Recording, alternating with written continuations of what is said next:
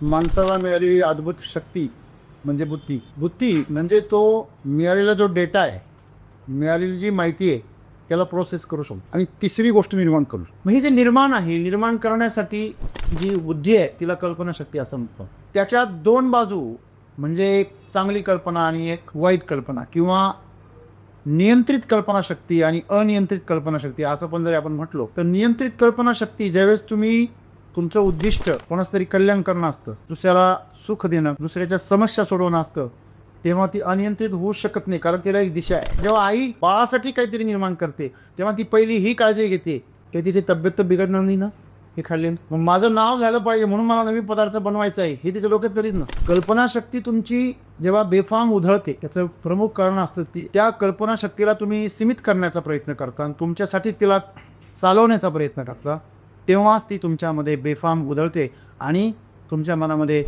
भीती आणि चिंता निर्माण